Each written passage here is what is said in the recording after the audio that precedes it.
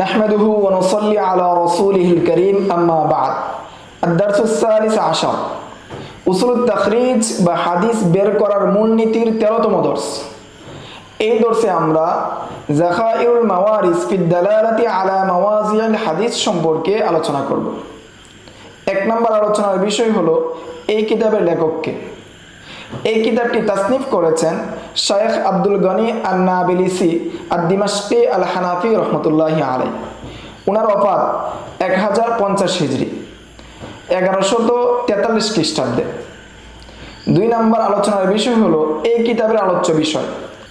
এই কিতাবের মূল বিষয় হলো হাদিসের 6টি প্রসিদ্ধ কিতাব অর্থাৎ সিহাসিত্তা এবং ইমাম মালিক রহমতুল্লাহি আলাইহি এর মুয়াত্তা এর হাদিস সমূহের আত্রাতকে একত্রিত করা। 3 নম্বর আলোচনার বিষয় হলো এই কিতাবের বিন্যাসের পদ্ধতি। মুসান্নিফ রহমতুল্লাহি আলাইহি এই কিতাবকে সাহাবাদের মুসনাদ ভিত্তিক সাজিয়েছেন। তিনি সাহাবাদের নাম হরফুল হিজা অনুযায়ী সাজিয়েছেন, অর্থাৎ হামজা থেকে শুরু করে ইয়া পর্যন্ত। 4 নম্বর বিষয় হলো এই কিতাবের তাকসিম। এই কিতাবটি মোট 60টি বাব অনুযায়ী সাজানো হয়েছে। প্রতিটি বাবে হাদিস সমূহকে হরফুল হিজার অনুসারে সাজানো হয়েছে, যাতে পাঠক সহজেই প্রয়োজনীয় হাদিস খুঁজে পেতে পারে। এই 7টি বাবের নাম হলো আল বাবুল আউয়াল ফি মাসানিদির রিজালি মিনাস সাহাবা, পুরুষ সাহাবীদের মুসনাদ সমূহ। এই অধ্যায়ে শুধুমাত্র পুরুষ সাহাবীদের থেকে বর্ণিত হাদিস সমূহকে উল্লেখ করা হয়েছে। নাম্বার 2 আল বাবুস সানি ফি মাসানিদ মান ইশতাহারা মিনহুম বিল কুনিয়া, যেসব সাহাবী কুনিয়ত দ্বারা প্রসিদ্ধ ছিলেন তাদের মুসনাদ।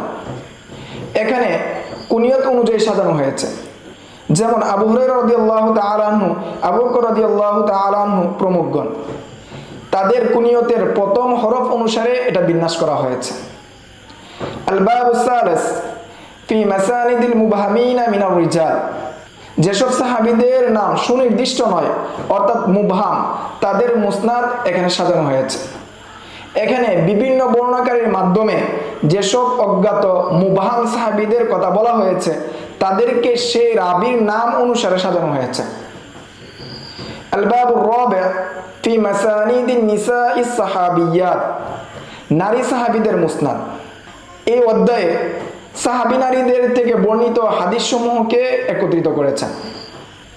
আল বাবুল খামিস ফি মাসানিদি মান ইশতাহারা মিনহুন্না বিল কুনিয়া, যেসব নারী সাহাবী কুনিয়ত দ্বারা পরিচিত ছিলেন তাদের মুসনাদ, যেমন উম্মে সালামা, উম্মে হানি রাদিয়াল্লাহু তাআলা আনহুমা প্রমুখগণ। তাদের কুনিয়তের অক্ষর অনুযায়ী বিন্যাস করা হয়েছে। আল বাবুস সাদিস ফি মাসানিদিল মুবহামাতি মিনান নিসাইস সাহাবিয়াত, যেসব নারী সাহাবীদের নাম অজ্ঞাত অর্থাৎ মুবহাম তাদের মুসনাদ, তাদেরকে সেই রাবি বা বর্ণনাকারী নারীদের নাম অনুসারে সাজানো হয়েছে। আল বাবুস সাবি ফি যিকরিল মারাসিল মিনাল আহাদিস, মুরসাল হাদিসগুলোর অধ্যায়।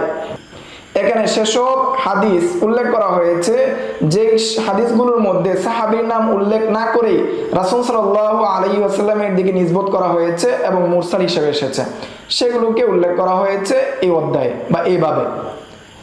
এইভাবে আরো কিছু উপ অধ্যায় রয়েছে, যেমন মুরসাল রাবীদের কুনিয়াত, মুবহাম মুরসিল রাবীগণের হাদিস, মহিলা রাবীর মুরসাল হাদিস।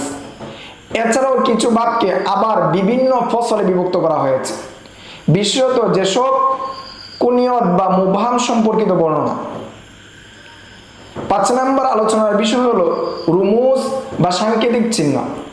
মুসান্নিফ রহমতুল্লাহি আলাইহি কিতাবে হাদিস সমূহের গ্রন্থের জন্য রুমুজ বা সাংকেতিক চিহ্ন ব্যবহার করেছেন, যেগুলোর মাধ্যমে জানা যায় কোন হাদিস কোন কিতাব থেকে নেওয়া হয়েছে। এই রুমুজগুলো হলো খা দ্বারা সহিহুল বুখারী, মিম দ্বারা সহিহুল মুসলিম, দাল দ্বারা সুনানে আবি দাউদ, তা দ্বারা সুনানুত তিরমিজি, সিন দ্বারা সুনানুন নাসাই, হা দ্বারা সুনানু ইবনে মাজাহ, ত দ্বারা মুয়াত্তা ইমাম মালিক। 7 নম্বর আলোচনার বিষয় হলো কিতাবে হাদিস উপস্থাপনের পদ্ধতি।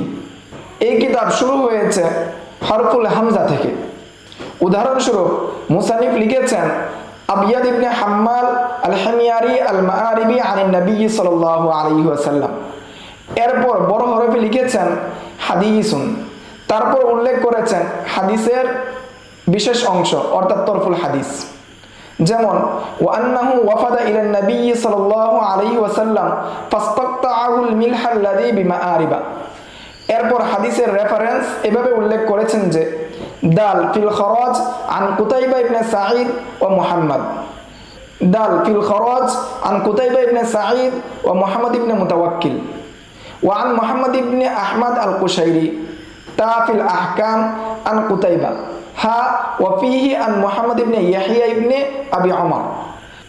অর্থাৎ এই হাদিসটি সুনান আবি দাউদ, তিরমিজি এবং ইবনে মাজায় এসেছে, কিন্তু মুসান্নিফ শুধু প্রথম বর্ণনাকারী বা শায়খের নাম উল্লেখ করেছেন, বাকি সনদ বর্ণনা করেননি। এটা শুধু এই জন্য যাতে করে সংক্ষিপ্ত থাকে, যেমনটি তিনি কিতাবের শুরুতে অর্থাৎ মুকাদ্দামায় স্পষ্টভাবে বলেছেন।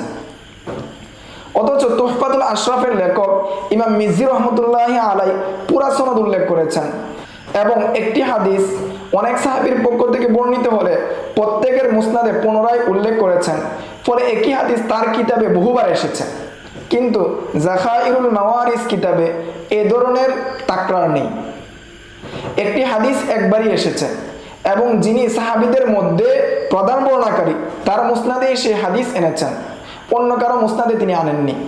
ফলাফল হিসাবে যাখাইরুল মাওয়ারিসে মোট হাদিসের সংখ্যা 12,302টি। অন্যদিকে তুহফাতুল আশরাফে হাদিসের সংখ্যা প্রায় 19,595টি। এর কারণ হলো তাকরার বা পুনরাবৃত্তি, এবং পুরো সনদের উল্লেখ তুহফাতুল আশরাফে থাকলেও যাখাইরুল মাওয়ারিসে সংক্ষিপ্তভাবে শুধু মূল তত্ত্বটাকে উপস্থাপন করা হয়েছে, মূল সনদটাকে, মূল শায়খের নামটাকে উল্লেখ করা হয়েছে। 8 নম্বর বিষয় হলো এই কিতাব থেকে হাদিস খুঁজে বের করার পদ্ধতি। মুসান্নিফ রহমতুল্লাহি আলাই তার কিতাবের ভূমিকায় সুস্পষ্টভাবে বলেছেন, যখন তুমি এই কিতাব থেকে হাদিস বের করতে চাও তখন প্রথমে হাদিসটির অর্থ এবং বিষয়বস্তু ভেবে দেখো, এটা কোন বিষয়, এটা কি সালাতের বিষয় নাকি রোজার বিষয় নাকি মুআমালার বিষয়। এরপর তুমি হাদিসের মূল সাহাবী বর্ণনাকারী কে সেটা যাচাই করো, কারণ কখনো কখনো হাদিসের সনদে হয়তো ওমর রাদিয়াল্লাহু তাআলা আনহু অথবা আনাস রাদিয়াল্লাহু তাআলা আনহু এর নাম আছে, কিন্তু বর্ণনা করা হয়েছে অন্য কোনো সাহাবীর পক্ষ থেকে। তাই হাদিসের মূল রাবি সাহাবীকে তা নির্ধারণ করে তারপর তার নাম অনুযায়ী কিতাবের সংশ্লিষ্ট স্থানে দেখলে ইনশাআল্লাহ আপনি সেই হাদিসটি খুঁজে পেতে পারেন। 9 নম্বর বিষয় তুহফাতুল আশরাফ ও যাখাইরুল মাওয়ারিস কিতাবের তুলনামূলক আলোচনা। কোনো সন্দেহ নেই যে প্রতিটি কিতাবের কিছু না কিছু বিশেষত্ব থাকে। তুহফাতুল আশরাফ লিল মিজি এই কিতাবটি তাদের জন্য বেশি উপকারী যারা হাদিসের সনদ ও বর্ণনাকারীর পার্থক্য এবং হাদিসের গ্রহণযোগ্যতা নিয়ে গবেষণা করে। এর একটি বড় বৈশিষ্ট্য হলো একটি হাদিস যদি একাধিক সাহাবী বর্ণনা করে থাকেন তাহলে সেই হাদিসটি প্রতিটি সাহাবীর মুসনাদে পৃথকভাবে উল্লেখ করা হয়েছে, ফলে পাঠক যে কোনো সাহাবীর নাম জানলেই সহজেই হাদিসটি খুঁজে পেতে পারেন। যাখাইরুল মাওয়ারিস অন্যদিকে এই কিতাবটি সংক্ষিপ্ততার কারণে বিশেষভাবে গুরুত্বপূর্ণ। এর আকার তুহফাতুল আশরাফের চেয়ে মাত্র 1/4। যারা মূলত হাদিসের মতন ও রেফারেন্স খুঁজে পেতে চান তাদের জন্য এটি সবচেয়ে সহজ ও কার্যকর মাধ্যম। কিতাবে তরফুল হাদিস এবং কোন কিতাবে এসেছে তা উল্লেখ করা হয়েছে সংক্ষেপে। এরপর চাইলে সেই মূল হাদিস গ্রন্থে ফিরে গিয়ে সম্পূর্ণ সনদ দেখে নিতে পারবে। আজকের দর্স এই পর্যন্তই। আগামী দর্সে উসুলুত তাখরিজ বা তাখরিজ করার দ্বিতীয় পদ্ধতি সম্পর্কে বিস্তারিত আলোচনা করা হবে ইনশাআল্লাহ। আসসালামু আলাইকুম ওয়া রাহমাতুল্লাহি ওয়া বারাকাতুহু।